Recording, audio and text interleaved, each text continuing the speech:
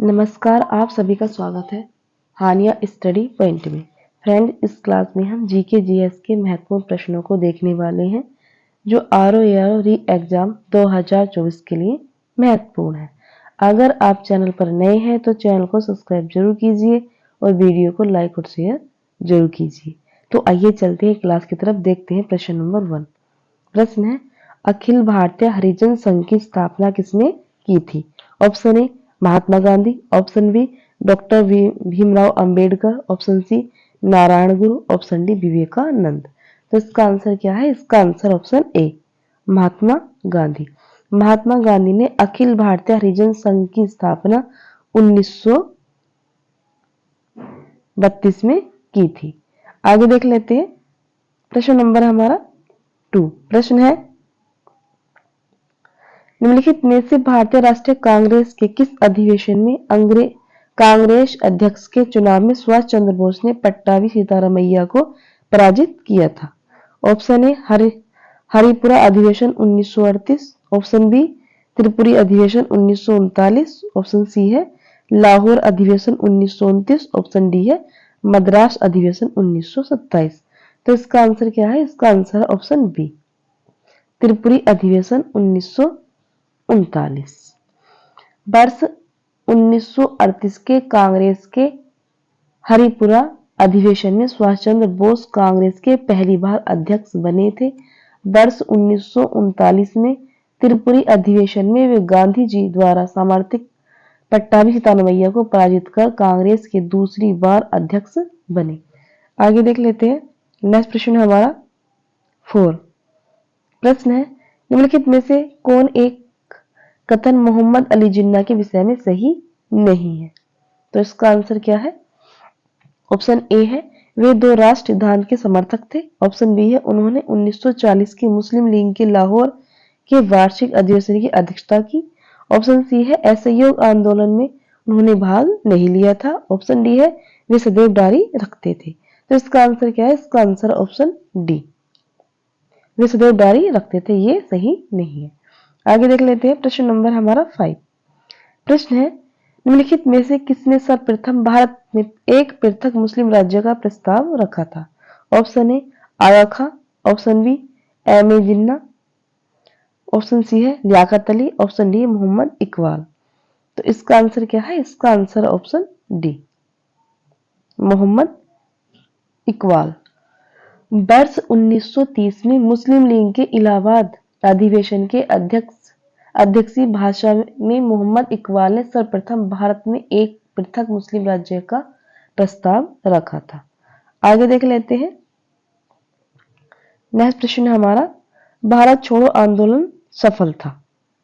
Option A Cripps के प्रस्तावों से भारतीयों के निराशा का, ऑप्शन बी भारत पर जापानी आक्रमण की धमकी का, ऑप्शन सी गांधी जी के लेखकों ने देशवासियों को हिंसक साधक अपनाने के लिए भड़काने का, ऑप्शन 4 है एआईसीसी द्वारा अगस्त 1942 में एक प्रस्ताव पारित करने का। नीचे दिए कूट का प्रयोग करके सही उत्तर चुनिए। तो इसका आंसर क्या है? इसका आंसर है ऑप्शन बी 1 और 2 और 4 सही है। आगे देख लेते हैं। नेक्स्ट प्रश्न हमारा प्रश्न है, अमेरिकी पत्रकार जो महात्मा गांधी के भारत छोड़ो आंदोलन के दौरान उनके साथ था, उसका नाम क्या था? Option A Louis Fisher, option B William L Siever, option C Babe Miller, option D Negley Farson. तो इसका आंसर क्या है? इसका answer option A Louis Fisher. आगे देख लेते हैं। नेक्स्ट प्रश्न हमारा 8। प्रश्न है, नीचे दिए कथनों पर विचार करें एवं सही उत्तर नीचे के कूट से चयन करें। कथन है, भारत छोड़ो आंदोलन के परिणाम स्वरूप अंग्रेज और मुसलमान कांग्रेस के प्रति समान घृणा के कारण एक दूसरे के नजदीक आ गए। कारण आर है, जिन्ना ने ब्रिटिश सरकार के पक्के सहयोगी की तरह कार्य किया और मुसलमानों को 1942 के कांग्रेस आंदोलन से दूर रहने के लिए कहा। तो इसका आंसर क्या है? इसका आंसर है ऑप्शन ए और आर दोनों सही हैं तथा आर ए का सही स्पष्टीकरण है। आगे देख लेते हैं। नेक्स्ट प्रश्न हमारा प्रश्न है,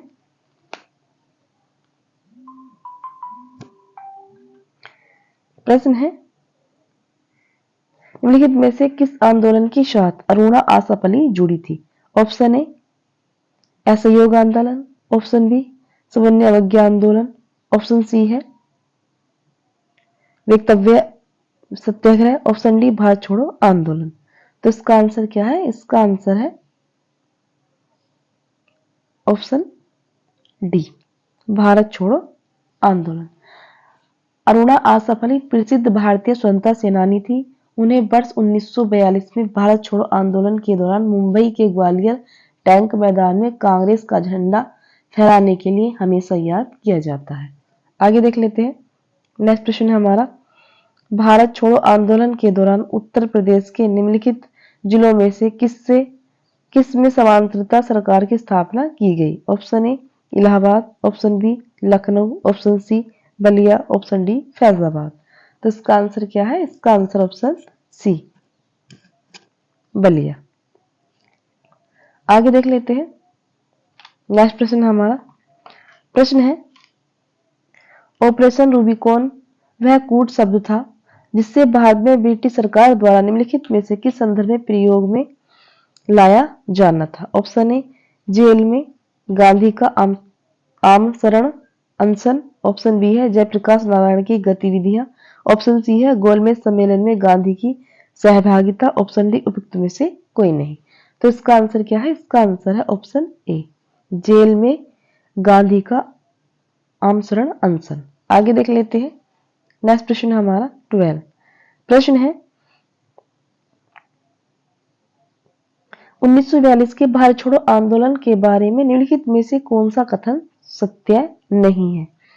इसका नेतृत्व महात्मा गांधी द्वारा किया गया था। ऑप्शन बी कांग्रेस को एक असंवैधानिक संस्था घोषित किया गया था।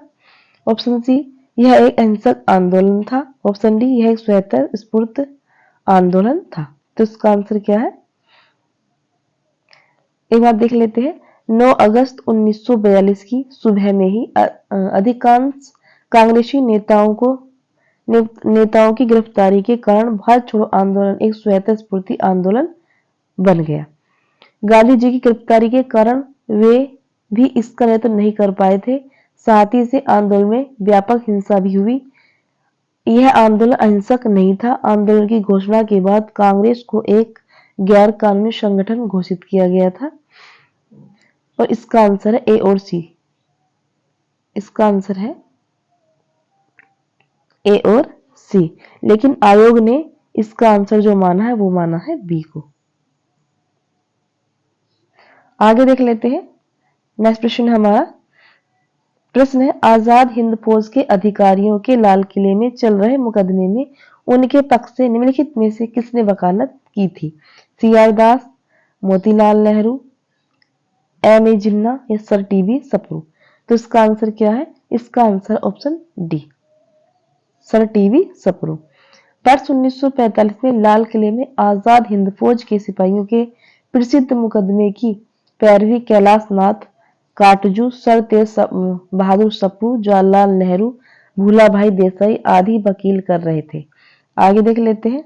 नेक्स्ट प्रश्न हमारा 15 प्रश्न है सुभाष चंद्र बोस ने स्वतंत्रता भारत की अंतरिम सरकार की स्थापना की घोषणा की थी। तो इसका आंसर क्या है? इसका आंसर है ऑप्शन ए 21 अक्टूबर 1943 को सुभाष चंद्र बोस ने आजाद हिंद फौज के सर्वोच्च सेनापति की हैसियत से सिंगापुर में स्वतंत्र भारत की अंतिम सरकार की स्थापना की घोषणा की थी। आगे देख लेते हैं। प्रश्न नंबर हमारा 16 प्रश्न है निम्नलिखित में से कौन आजाद हिंद फौज आईएनए से जुड़े हुए नहीं थे? तो इसका आंसर क्या है? Major general Shahnawaz Khan, colonel Prem Kumar Sahgal, colonel Shaukat Ali Malik तथा मेजर करतार सिंह ये सभी व्यक्ति आजाद हिंद फौज से जुड़े हुए थे। तो इसका आंसर क्या है? इसका आंसर है सभी थे, सभी थे। आगे देख लेते हैं। नेक्स्ट प्रश्न हमारा प्रश्न है सुभाष चंद्र बोस का राजनीतिक गुरु कौन था? तो इसका आंसर क्या है? एक मिनट।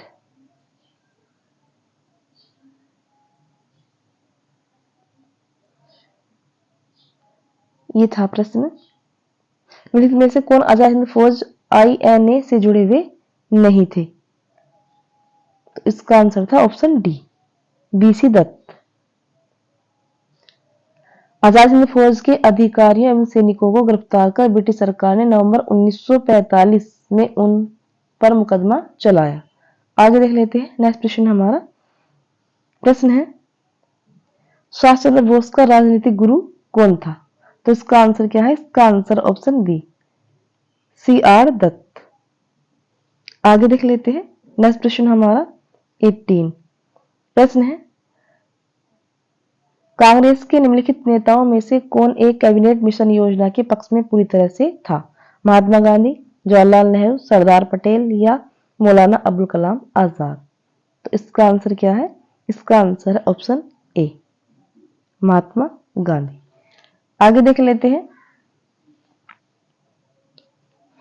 नेक्स्ट प्रश्न है हमारा 19 प्रश्न है, स्वतंत्र भारत के लिए संविधान की रचना हेतु संविधान सभा का विचार निम्न में से सर्वप्रथम प्रस्तुत किया था? तो इसका आंसर क्या है? इसका answer option B, Congress party ने 1936 में। आगे देख लेते हैं। नेक्स्ट प्रश्न है हमारा 20 प्रश्न है, निम्नलिखित में से किस एक ने भारत के लिए संविधान सभा के गठन का विचार दिया? साइमन कमीशन ने, राजाजी फार्मूला, कैबिनेट मिशन योजना या बेबल योजना? तो इसका आंसर क्या है? इसका answer option D, cabinet mission योजना। कैबिनेट मिशन प्लान के अंतर्गत संविधान सभा का गठन किया गया था। भारत के कैबिनेट मिशन 24 मार्च 1946 को नई दिल्ली आया। आगे देख लेते हैं। नेक्स्ट प्रश्न हमारा 21 प्रश्न है, कैबिनेट मिशन योजना के अंतर्गत संविधान निर्मात्री परिषद में प्रत्येक प्रांत को आवंटित सदस्य संख्या निर्धारित करने के लिए एक प्रतिनिधि कितनी जनसंख्या के अनुपात में था? तो इसका आंसर क्या है? इसका आंसर ऑप्शन बी, 10 लाख व्यक्ति। आगे देख लेते हैं। नेक्स्ट प्रश्न है हमारा 22 प्रश्न है, इनमें से कौन भारतीय संविधान सभा का अध्यक्ष थे? डॉक्टर राजेंद्र प्रसाद, पंडित जवाहरलाल नेहरू, सरदार पटेल या डॉक्टर BR अम्बेडकर? तो इसका आंसर क्या है? इसका आंसर है option A, doctor Rajendra Prasad. संविधान सभा की बैठक 9 दिसंबर 1946 को दिल्ली में आरंभ हुई। सच्चिदानंद सिन्हा को संविधान सभा के प्रथम अधिवेशन में सर्वसम्मानित से अस्थायी अध्यक्ष चुना गया था, लेकिन 11 दिसंबर 1946 को संविधान सभा ने डॉक्टर राजेंद्र प्रसाद को अपना स्थायी अध्यक्ष चुना था। आगे देख लेते हैं। प्रश्न नंबर है हमारा 23 प्रश्न है, निम्नलिखित में से कौन नेहरू की अंतरिम सरकार 1946 में वित्त मंत्री था? तो इसका आंसर क्या है? इसका आंसर है ऑप्शन सी, लियाकत अली खां। आगे देख लेते हैं। प्रश्न नंबर हमारा 24 प्रश्न है, निम्नलिखित में से कौन सितंबर 1946 को गठित अंतिम सरकार में मंत्री नहीं थे? तो इसका आंसर क्या है? इसका आंसर है ऑप्शन बी और सी, लियाकत अली और अबुल कलाम आजाद। तो इसका आंसर ऑप्शन बी और सी है। आगे देख लेते हैं। नेक्स्ट प्रश्न हमारा 25 प्रश्न है, निम्नलिखित में से कौन सी तिथि मुस्लिम लीग में सीधी कार्रवाई दिवस हेतु सुनिश्चित की थी? 13 अगस्त, 14 अगस्त, 15 अगस्त या 16 अगस्त? तो इसका आंसर है ऑप्शन डी, 16 अगस्त 1946। 16 अगस्त 1946 की तिथि मुस्लिम लीग द्वारा सीधी कार्रवाई दिवस हेतु सुनिश्चित की गई थी। आगे देख लेते हैं। प्रश्न नंबर है हमारा 26 प्रश्न है, निम्नलिखित संस्थाओं पर विचार कीजिए। Option A, Bang Bhasha Prakashit Sabha, land holder society, Bengal British India society, Indian league. इन संस्थाओं की स्थापना वर्ष के सही कालक्रम अनुसार निम्नलिखित कूट से चुनिए। देख लेते हैं इनकी स्थापना कब हुई थी। बंग भाषा प्रकाशिका सभा की जो स्थापना हुई थी, ये हुई थी 1836 में, और लैंड होल्डर सोसाइटी की स्थापना 1838 में हुई थी। बंगाल ब्रिटिश इंडिया सोसाइटी की स्थापना 1839 1943 में हुई थी और इंडियन लीग की स्थापना 1875 में हुई थी। तो इनका आंसर क्या है? इसका आंसर है ऑप्शन ए। आगे देख लेते हैं। नेक्स्ट प्रश्न हमारा प्रश्न है, कौन सी योजना भारतीय स्वतंत्रता का आधार बनी? किप्स योजना, देवल योजना, माउंटबेटन योजना, ऑप्शन डी इनमें से कोई नहीं। तो इसका आंसर ऑप्शन सी, माउंटबेटन योजना। आगे देख लेते हैं। नेक्स्ट प्रश्न हमारा 28। प्रश्न है,